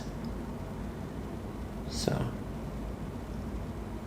let's take a little break, make sure we like how it looks, and then we'll get back into it.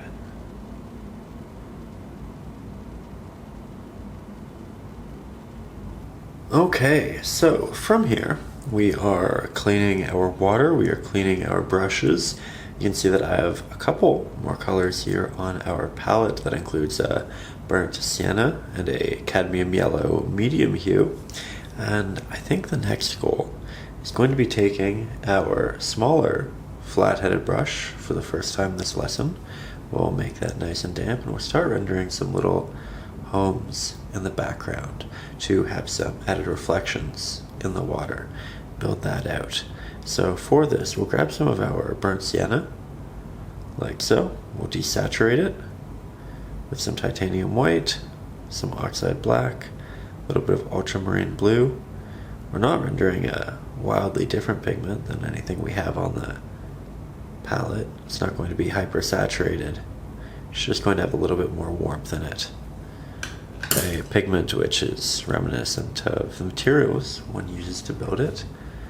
Now we'll grab the liner brush, we'll head into the background and we'll just paint in a little square-esque shape, perhaps another one right beside it. Grab a little bit more. We'll head on over to the other side where we'll create another. We'll add the highlights initially at the top of the building, and then we let it work its way down. As it works its way down, it probably loses some of that pigment, and it gets a little more subtle, which is nice. Now we'll grab some extra Oxide Black, work that into the mix, and then work it into the bottom. Do blends upwards, create some little taps and textures. Just try to diversify these markings and these buildings a little bit here and there. We don't want it to be too stark on the horizon, but we do want to show a little something. Now maybe some added titanium white and ultramarine blue for the roofs. It's a similar color.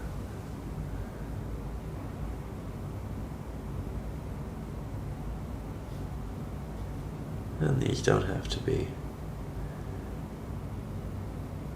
rectangular or horizontal. You can kind of do with it what you feel is best.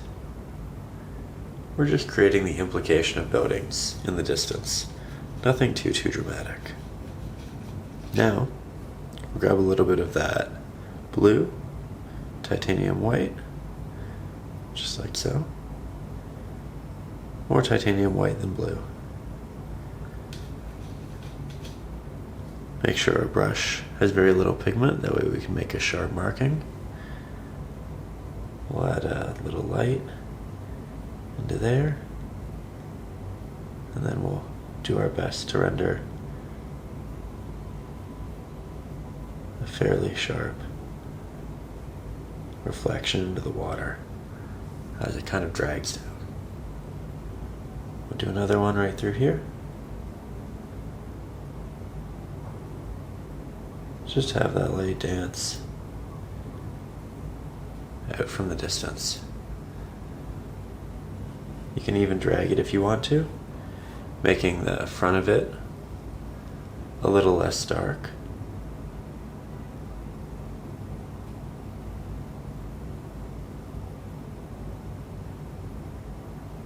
There we are. So we have our line. I'll let it dry for a second. Not too dramatically, but a little bit. Another one there, and another one over here.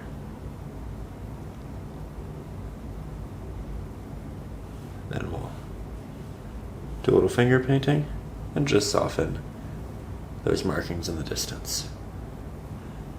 Then we can go back, make the ones closest to the building a little stronger. Because we're working with so much water, that first application is going to be very subtle. And you might want to build it up so then you get this nice gradient from opaque to non-opaque. Oh yeah, I think that's working very well. Now we do have the cadmium yellow on our palette, which you are welcome to use in these mixes and applications. The yellow over the green might look, or rather the yellow over the blue might look a little green. But that's okay, it's natural. I thought I would start with a very clean palette essentially on it.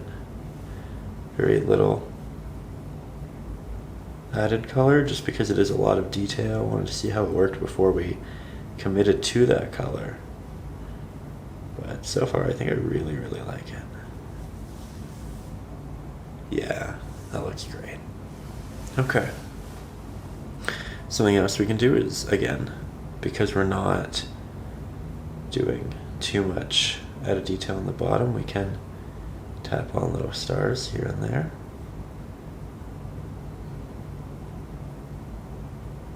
Trying to avoid the clouds that we have, but we could do a couple up top.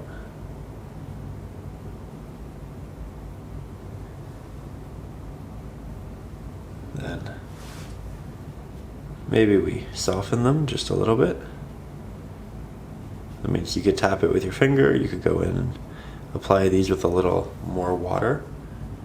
But I think the subtle hint is really, really nice. We don't need much more. Now, another touch we can add to this, make it extra, extra special, is adding a glow around these.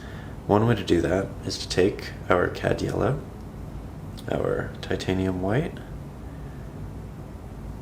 We're going to mix up a good pigment here with also a hint of our burnt sienna.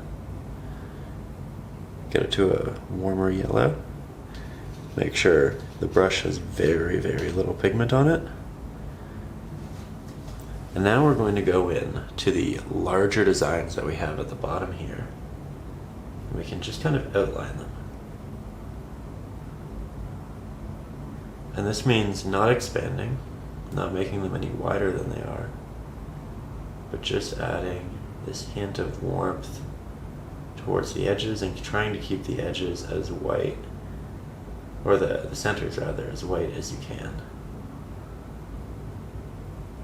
And if you end up going over the entirety of them, as I admittedly am right here, that's okay, because you can go back and you can re-add the white to the center. But it just gives it a little bit more life. Let me get you a bit closer with the details. So again, a little bit of water. Condense those bristles. Make this nice and bright.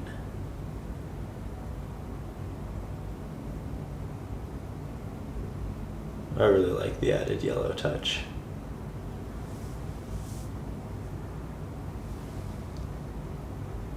And because we have such a thick white base for a lot of these, the yellow is not turning into a green over the blue, which is ideal, but again, not necessary.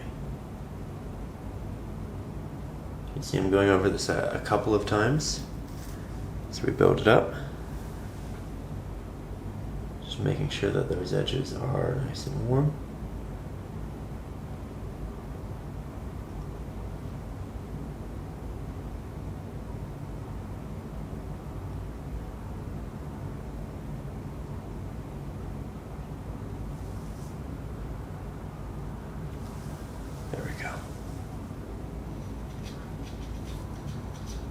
Now let's do the same to the moon itself.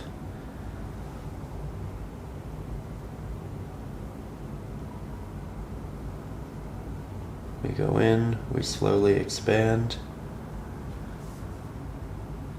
take off that extra pigment. Okay, now we grab more of that titanium white.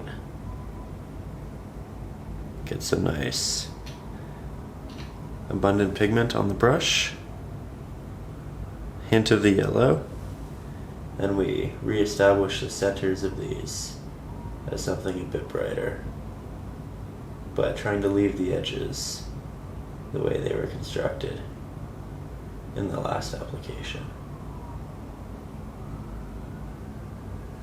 Now, in here, in these more so final applications, we can continue to connect some of these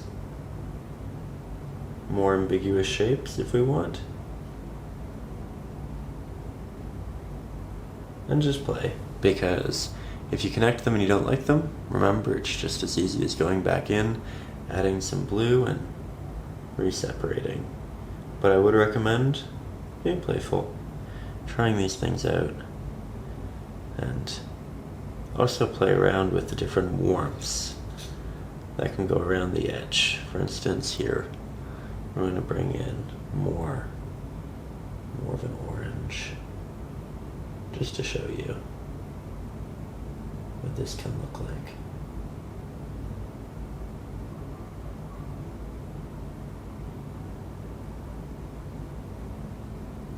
Lots of option.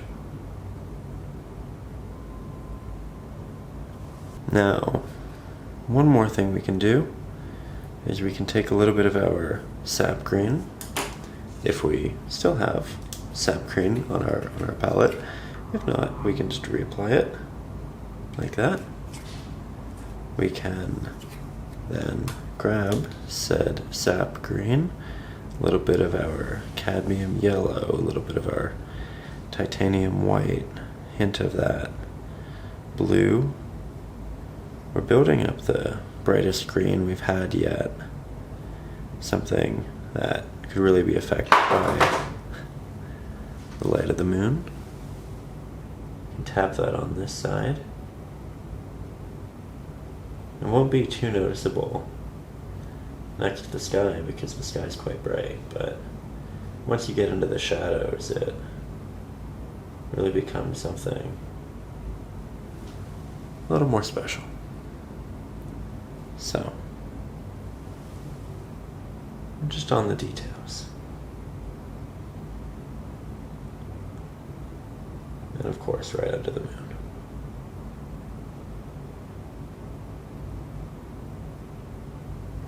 Okay, so it's a new day. We are back. Everything is, of course, fully dry. That is clean. Our brushes are also clean. And we've had some time for reflection, which again, I think is a very wonderful thing with painting. So I looked at this and I really like the design we have. However, I thought, you know what? Because we're not going to have the large tree right here, what if we did reinterject a larger amount of speckled light in this section? I think it means changing the light that we do have, but I think we could make this really, really beautiful. So this is one of those situations where you don't have to change this. However, if you'd like to see how I'm doing it, maybe you change it, maybe you don't. You have two different options. It also speaks to the fact that when we're working on our paintings, sometimes we try things and then we try others, and it's okay to cover up your paint and your applications. It's all about learning and getting to a place that you really like your painting. And it's okay, again, if they're different. So with that, I'm going to start covering up some of this, adding in some additional blue. So we'll grab our Ultramarine, Oxide Black, Titanium White. We're essentially remixing a pigment akin to what we have through here. We'll do a little test.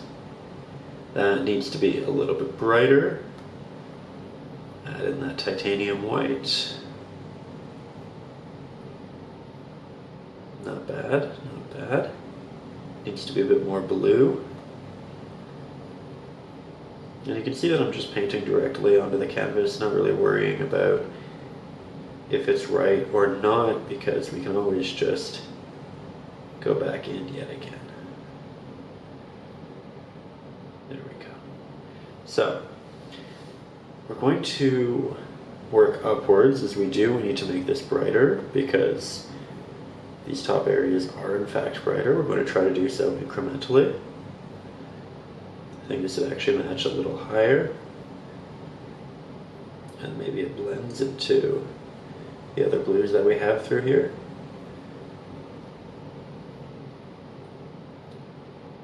Beautiful. Good start. As we move down, it needs to get darker. Oxide Black, Titanium White. Oh, that's perfect. Do a little blend upwards. Make it darker again as we move down. Saturate it more. Again, just friendly reminders that we can always make adjustments and work on things. Not set in stone. They're not finalized. We're still just figuring it out, and that's okay. So, good. Now, at this point, we should likely let a lot of this dry, clean our water, clean our brushes. And you know what, while we wait, I might take this liner, make it just a little bit damp, grab some Titanium White, hint of our Cad Yellow, medium hue. Reinforce the colors of the moon and build this up a couple of times because the first time was quite watery. It wasn't that opaque, and we can definitely continue to build on that over time. So I like that. Something else I'm thinking about is adding another one of these lights off to the side here. We'll continue playing with that idea, but for now, we need to clean this and let that dry.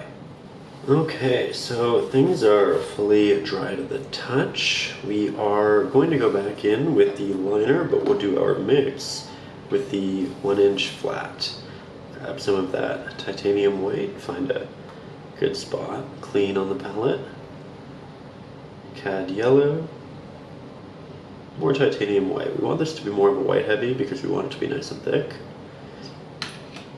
And then we'll switch on over to the little guy. Now, with these applications, we're not going for the larger shapes. We're going for the dots and the horizontal movements. Really, really tiny ones. And we're going to start going to both the left and the right hand sides. Kind of creating these lines through taps.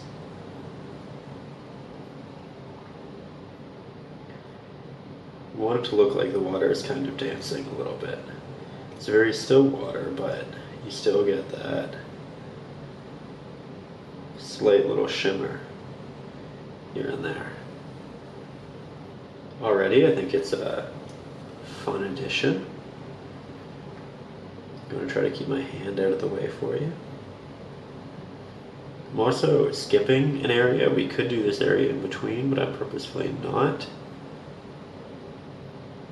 because we want breaks in the highlight. And if we decide we want it to be more full, we can always go back and do that. Trying to make each line a little bit different than the last.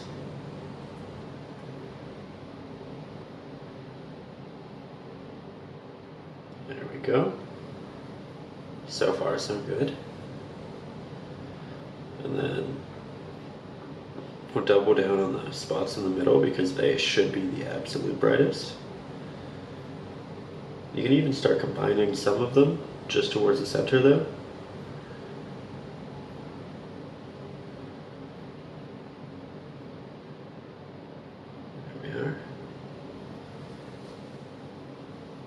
You need to make sure that it staggers towards the edges in a believable way when you do that. But I think we're getting there. I think it's looking quite nice.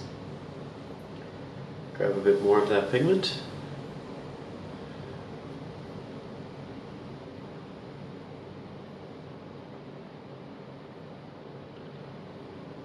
Again, you could leave it as tabs, or you could start combining the center applications in the way that I am. Really no right or wrong, just trying to show you different ways we can go about this.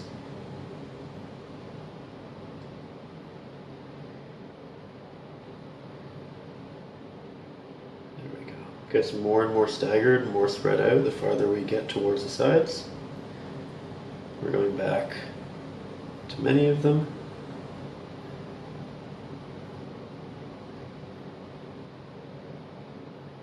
Beautiful.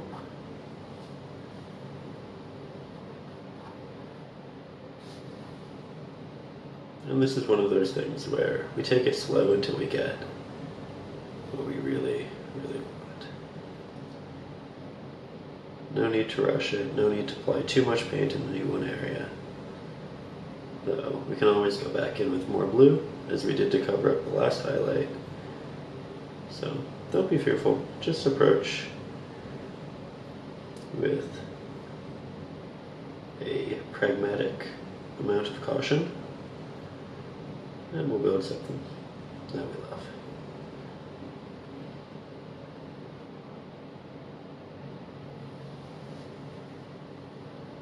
Lots of detail, lots of life. Let me just make sure the camera's bright enough for you.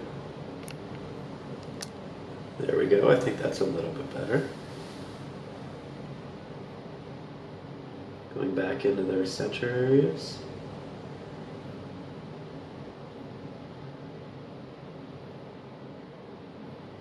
Readjusting the areas that are a little bit too thin. We need to make them more opaque.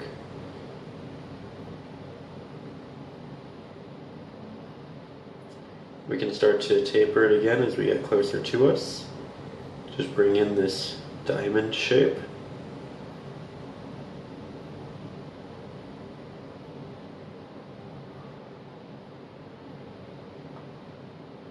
There we go.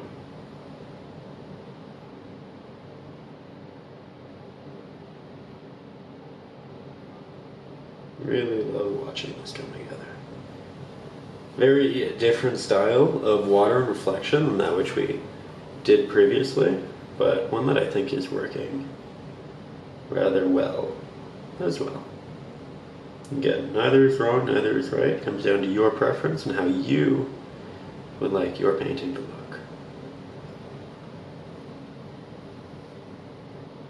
I think that's pretty. Now we can go in with a more titanium white heavy mixture. You can see I'm actually mixing it with the liner brush, something I don't typically do, but because we're working with such a small amount of paint, it really isn't bad for mixing. And then we're going to go back to the very middle, brighten it there, make it a bit more opaque. And this isn't a pure titanium white, it still has some yellow in it, but it's certainly brighter than our previous applications. And this is just how we draw the eye into the center a little bit more.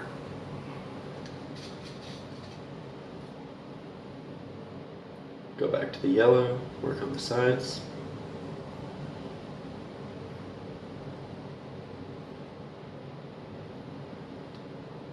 Trying to be careful not to overdo it, but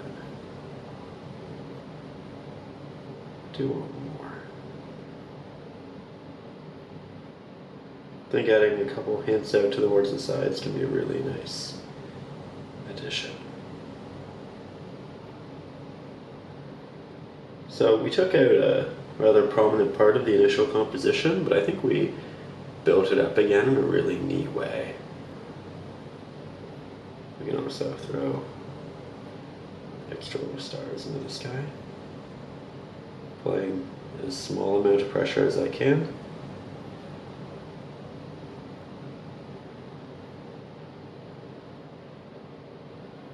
There we go.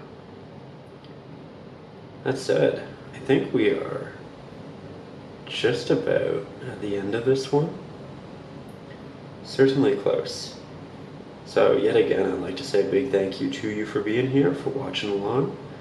I'd like to say a big thank you to everybody up over on Patreon for making these lessons happen. And if you aren't already up there, would recommend checking it out. I have a link in the description, and there you can get the real-time videos where I'm actually sketching out the traceables for all of these lessons. You can get my ebooks, which includes Acrylics for Beginners, which is essentially the essentials, everything you need to know about acrylic painting before you jump into your first. You can get ebooks full of additional traceables. There's over 100 bonus lessons that aren't here on YouTube.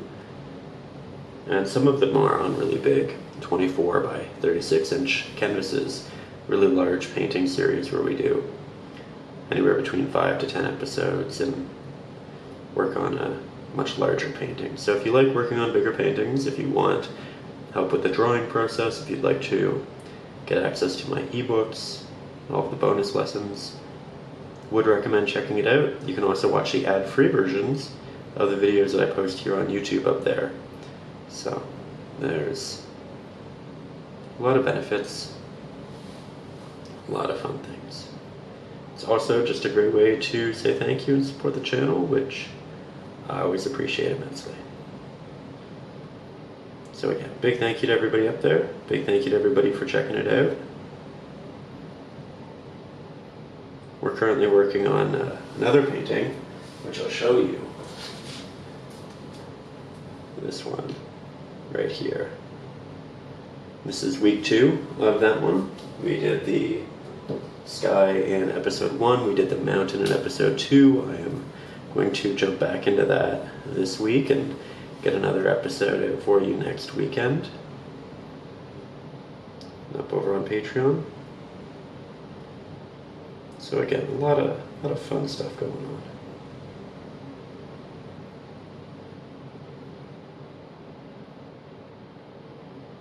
It's really hard to stop this. I love the painting process, and it's one of those things where you can just keep going, keep enjoying, and we most certainly do. Maybe add a little sparkle of a highlight in these, now that we have all the other highlights in those individual shining portions. Just makes it a bit more dynamic and interesting. And for the third time, we're going to go back into the centers here, build this up. The more we do this, the better it'll feel. Getting to the point where that middle center is fully opaque in the highlight.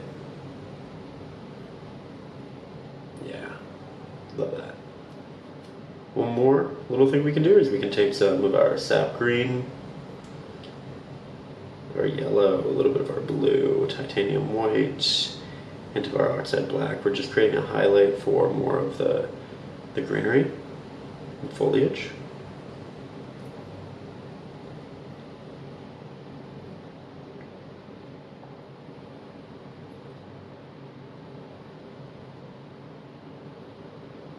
Just give it that moonlight effect, right? We did this a little bit earlier, but I think when you add in the yellow, it really pops in a lovely way.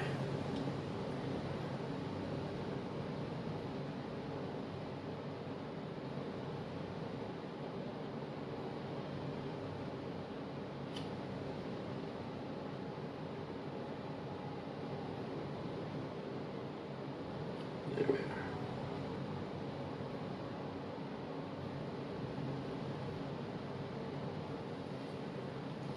Maybe we add a hint of that highlight onto some of these leaves. Just the ones closest to the moon to really bring the eye in towards that central spot.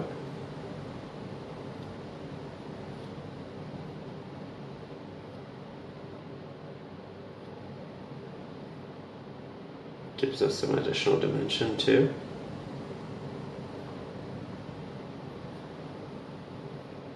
Yeah, really brings the eye up.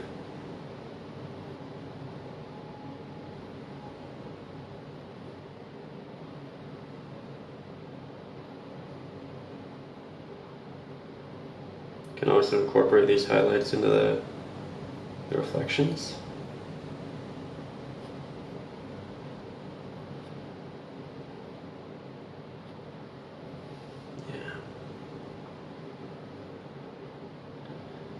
Often I feel like paintings really come together in that final 10%. There are a lot of awkward stages before then, but once you get to that end point, there are just so many little strokes that have such a huge impact. Really, really fun.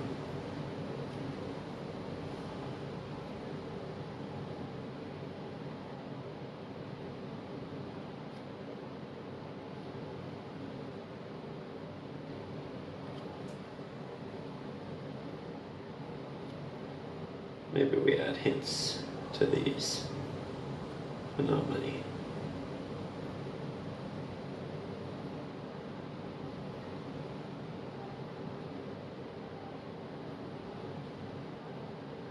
There we go. Okay, that right there is our painting. I hope you enjoyed. I hope you had a great time. I know I certainly did, and I'm already looking forward to working on the next one. That next one will be the Patreon exclusive lesson, so again, check that out in the description if you haven't already, and I really look forward to bringing you the next couple. I'm also going to try a more cinematic, I'd say, filming style for I think the next one that goes up on YouTube, so that should be fun. Always trying to figure out how to make these as good for you as I possibly can and work on different improvements. You guys have really seemed to appreciate the top-down look rather than the from the side easel one, and happy to continue this, but again, always looking for different ways to improve, and I just really had a lot of fun. So thank you for being here. I'll see you soon, and above all, as always, stay creative.